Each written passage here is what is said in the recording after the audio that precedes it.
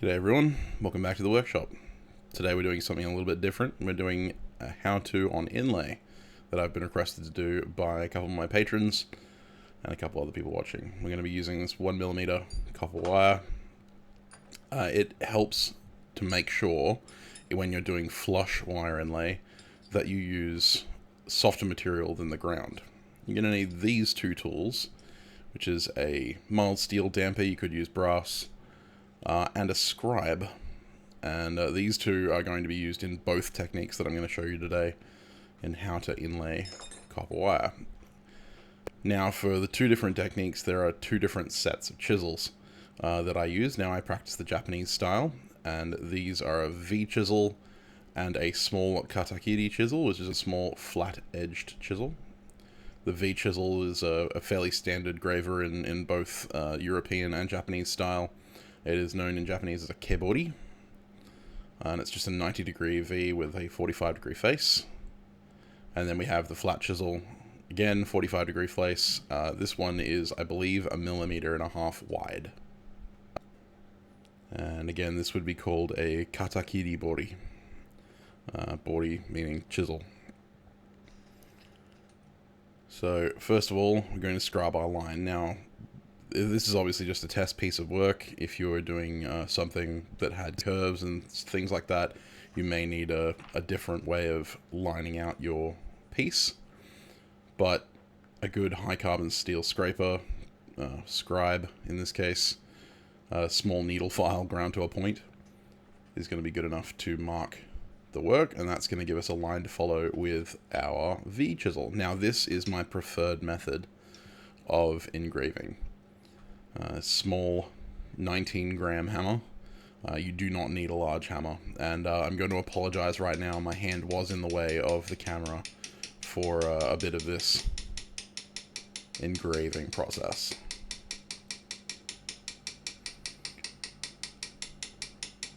So I'm going to just engrave a straight line. Again, you would have various shapes and that kind of thing, and that's where this specific type of engraving and type of inlay really shines. Because you're using a V chisel, turning corners is a lot easier, and you can get much smoother lines with this. Now I'm going to do a single pass, and basically I've learned to control the depth myself, but I would advise, if you're doing copper wire inlay, that you do a very light pass and then just deepen the cut as you go. You want the finished chiseled trough to be slightly less wide, as the wire, right? So I'm about there as it stands. I'm going to deepen just a little bit more, and that is going to allow us to then do our undercuts, which are going to widen the channel to accept the wire.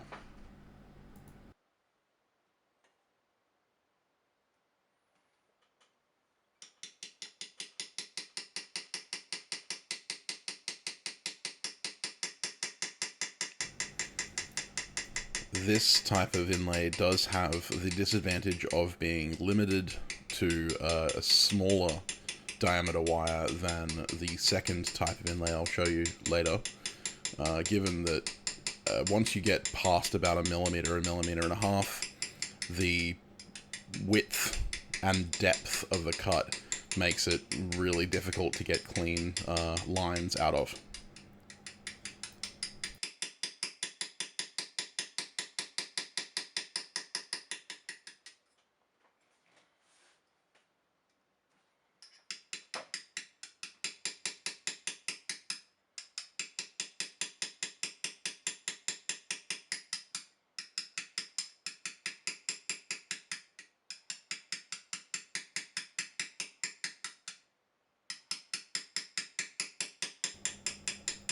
You'll notice that I am traveling backwards in the cut a couple of times to come back over my spots. There's nothing wrong with doing that. You don't have to do one clean cut all the way through.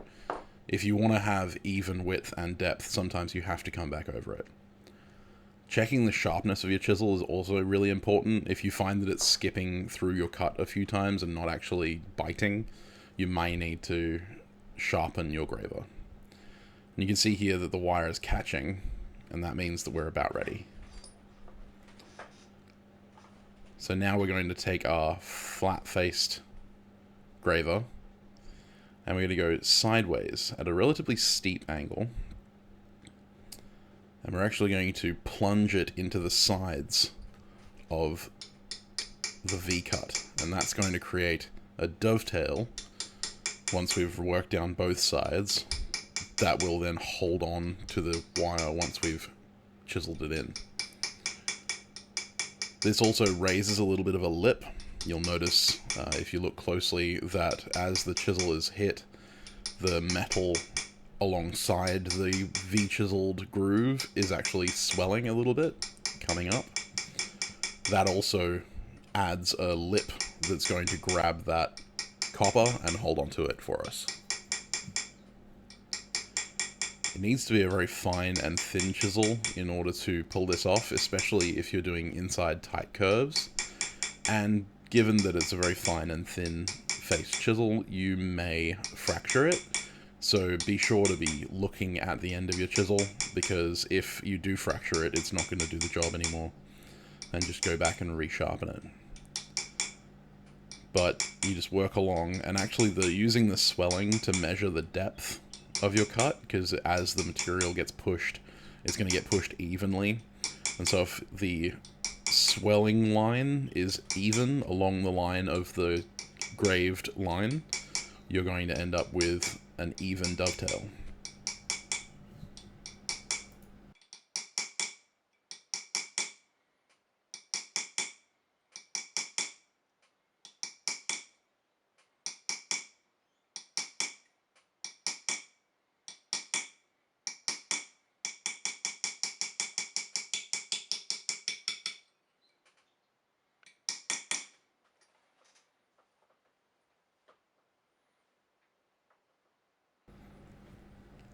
As we turn it around and come back the other way, it's very important to be aware of the lip on the opposing side, because if you drop the chisel a little too much when you hit it, you're actually going to mash that lip over. And right there, I fractured the chisel, so I had to go back and resharpen it, like I was talking about. But yes, we want to be very aware of the opposite side of the groove, because we don't want to mash that lip down. Otherwise, it'll inhibit the copper when we go to push that into the chiseled groove.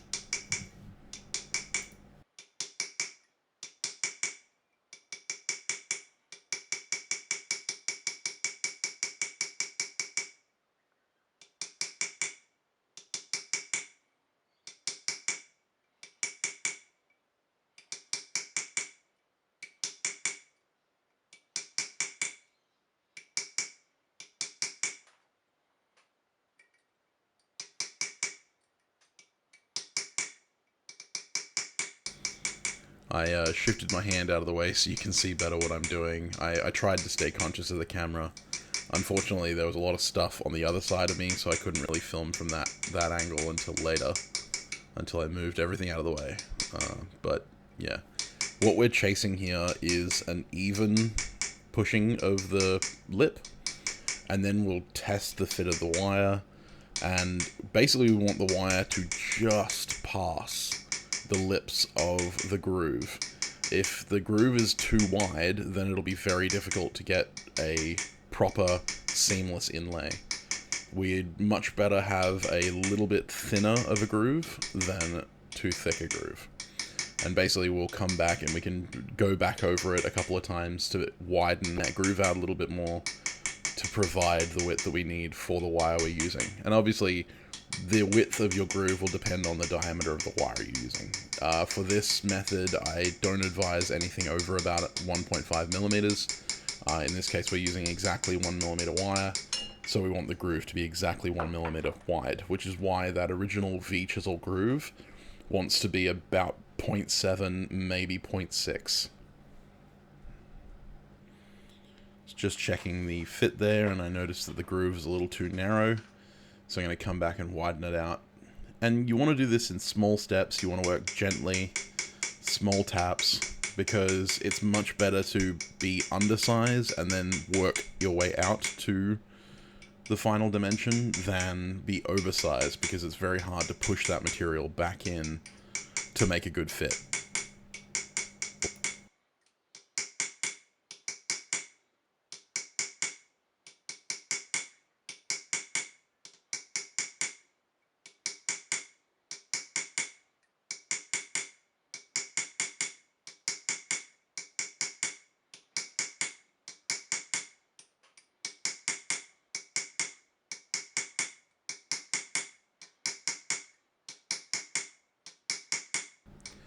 The temptation may be on a straight line to use a wider face chisel than this narrow one, but that has two downfalls.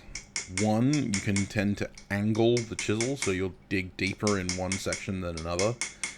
And two, you'll end up hitting it a lot harder than you will this little chisel, because obviously you need more force to move a larger face. And that means that if you miss-hit, or if you slip or something like that, you can cause a severe amount of damage compared to a minor amount of damage if you miss-hit this very small graver. I prefer a narrow-faced flat chisel for this kind of engraving work because it will work inside curves as much as it will will do straight edges.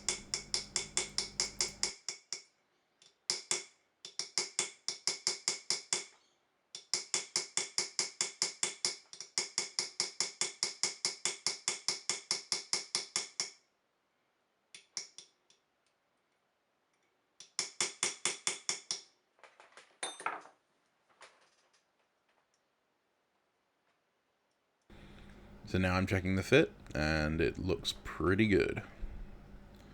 It's just sitting on top of those lips, which means that I can push it past them.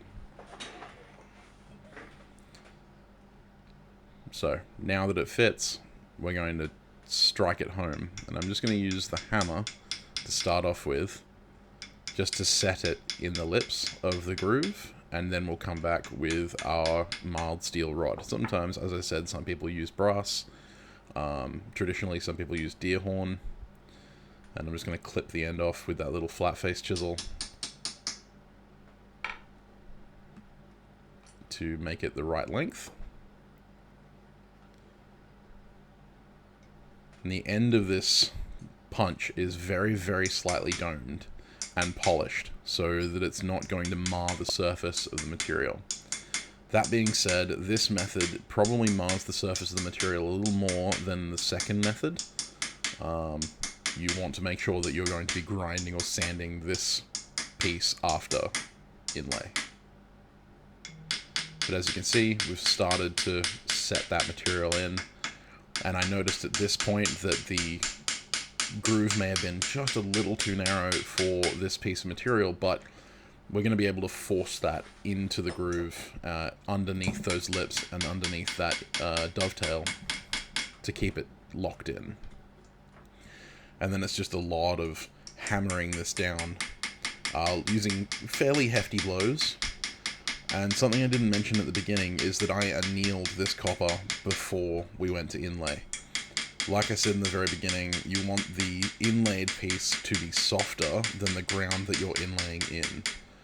This is very much unlike some of the other forms of inlay that we'll be talking about in future videos, but for flush inlay, you want to be inlaying soft material into hard material. So you can inlay copper into brass or bronze or iron or steel. You can inlay brass and bronze into steel, but I wouldn't recommend trying to inlay bronze or brass or steel into a copper face.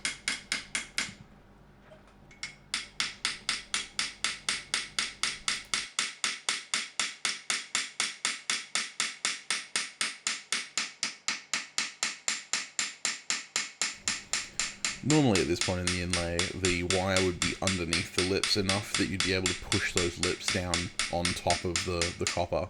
In this case, I'm having to mash the lips down kind of in the middle of the copper. Not the most ideal scenario, but again, it does work. You can see that we're standing a little proud, but I'm just going to keep going over it and going over it and going over it, because what I'm doing is twofold. I'm mashing that copper into the recess that we carved, but I'm also work hardening the copper to harden it inside that groove so that it's less likely to be pulled out when we come to chisel off the excess later.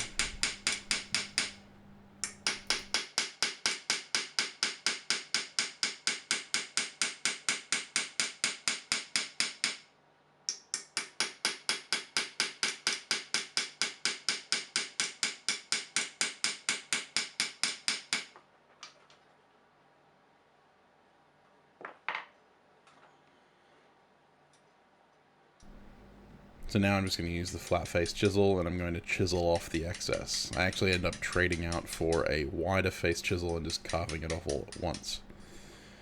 This will definitely test whether or not your inlay is solidly in there, because if it's not, you're going to end up pulling the inlay out. If you do, that's not necessarily a bad thing. That just means that you need to go back, deepen your dovetails, and maybe make the channel a little wider so that it can accept the full width of the copper wire. But as you can see here, I carve off all of the excess in one nice fell swoop, and the copper stays intact.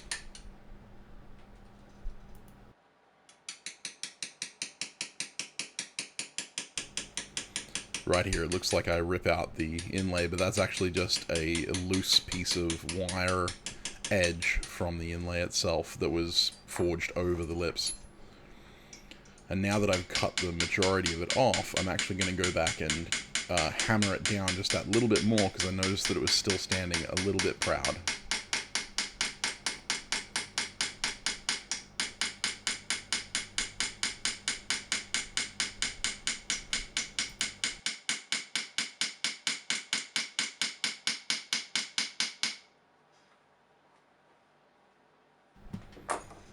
And there you go, solid inlay. Now at this point I can go and grind off the surface, and it'll be nice and flush with no lip. There you go. And when the light's on it from a certain angle, you can't see it at all, which is what we want. We want a nice, clean, invisible inlay. The only thing that makes it visible is when we patinate it or change things. Now we're going to do the second one, which involves two different chisels. First, we have what's called a Kensaki body. You could use a Katakiri body. It's just a flat-faced chisel, 45-degree face, 15-degree heel, and it's the width of the final channel that you want. So in this case, this channel is going to be 1.5 millimeters wide, because this specific style actually allows you a wider groove. And this is a onglet graver. It's a very fine, very thin, almost like a knife edge graver, and that's going to be used to cut the undercuts rather than a flat face chisel. And the reason that this allows us to do a slightly wider inlay is because it's going to be slightly shallower than the V groove. This style is great for bordering. It's also really good for anywhere where you need a large flat inlay. It's not good for going around curves, and it's not good for places where the inlay may be under a lot of stress, because you don't get as solid a contact. But we're just going to cut a nice V channel, and it's important to try and keep the graver level when you're doing this cut. It's very difficult to keep the graver very level during this cut, and if you need to come back and recut the edges to make it level, then that's fine. You'll only see me cut like half of this line, and then I'm going to have to go back, sharpen the graver, and come at it again, because the flat-faced gravers tend to create more friction and more compression on the edge, because there is a larger surface area in contact with the edge of the chisel, and that can fracture the edge quite easily.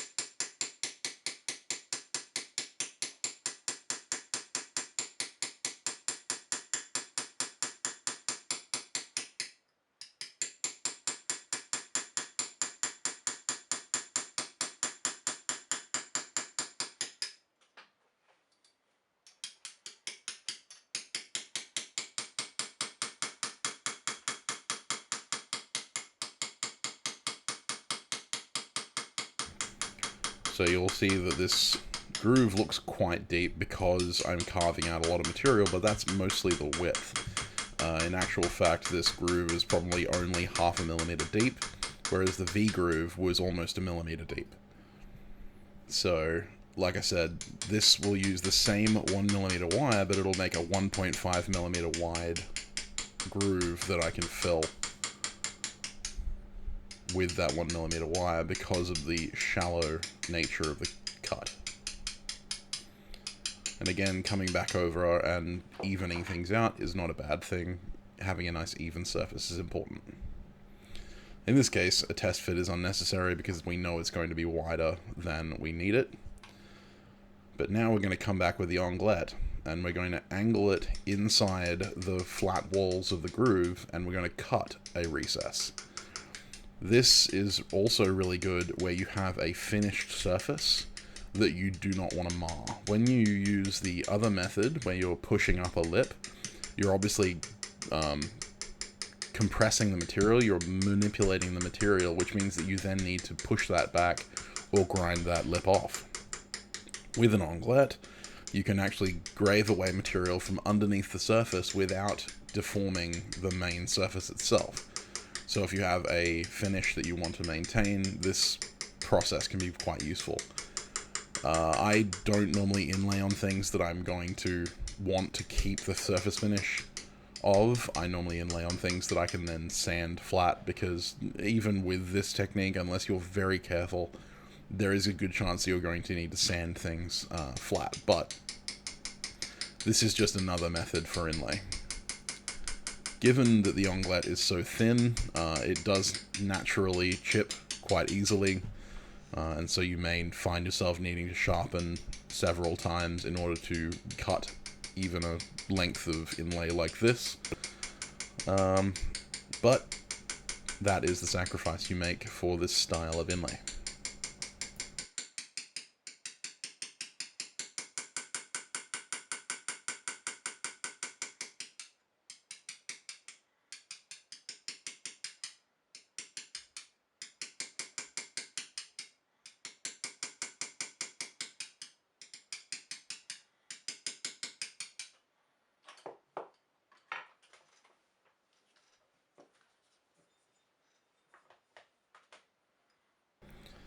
If you notice your onglet graver is blunting a little bit faster than it needs to, then you can deepen the heel, which is what I'm doing here, just making the heel slightly steeper, and that increases the edge angle from about 60 degrees to about 70-ish, but that's going to make a slightly stronger edge, and on such a thin chisel it's important.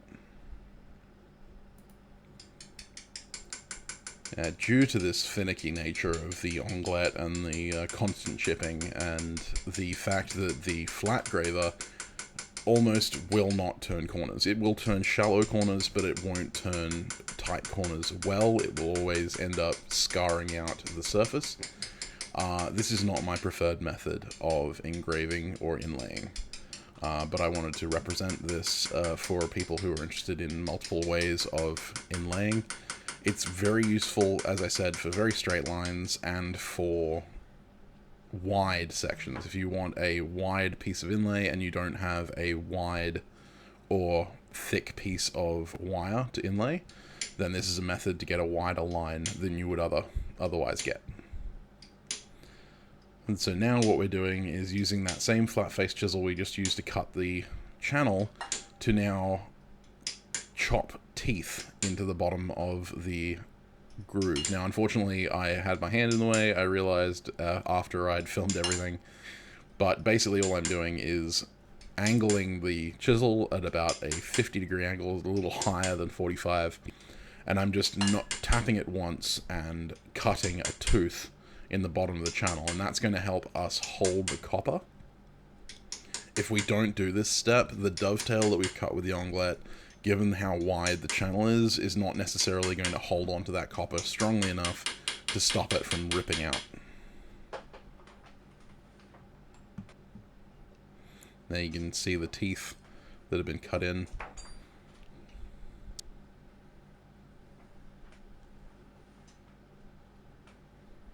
And now, again, all we need to do is hammer that copper in.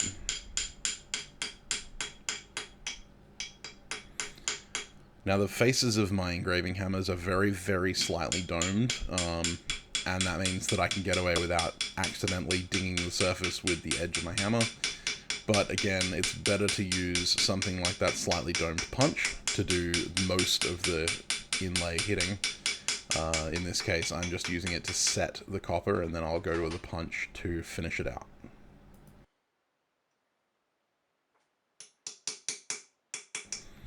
The reason we use mild steel or brass or even copper as an inlay punch is because it's normally going to be softer than the material we're inlaying into. Mild steel is probably not the most advisable. It's what I had on hand. I didn't have a brass rod of that size.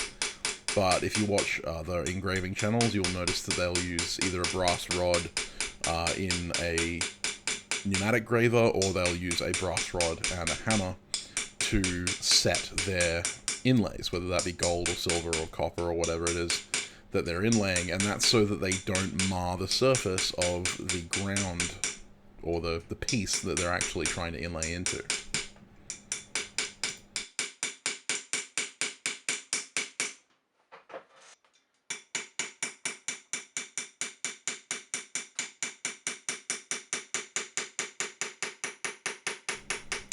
So for a 1mm wire, the maximum width you're probably going to get is about 1.5 millimeters. And as you can see here, the wire is almost perfectly flush before I ground it off. And here it is after it's been ground off.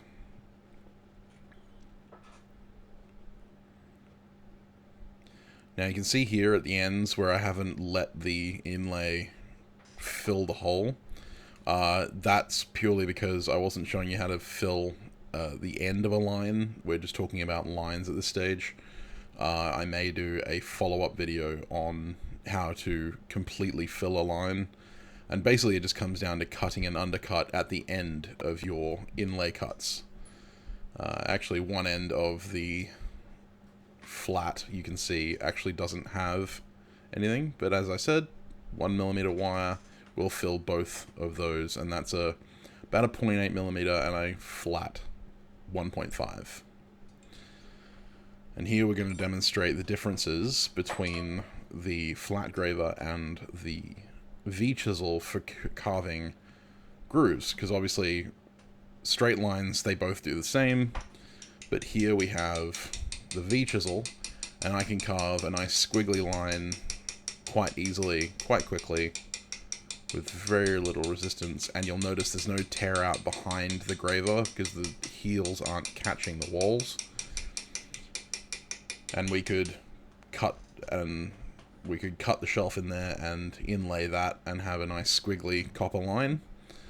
Whereas with the flat graver, this 1.5mm flat graver, it takes a lot more force to drive this graver, which again can lead to screw-ups. And the moment I try and turn a corner, one of the heels digs in, and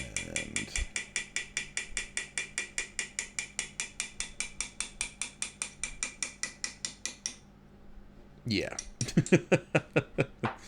It's a horrible mess, and yeah, it's not good for inlay. So if you're doing curved lines, a flat-faced graver is not going to be your friend.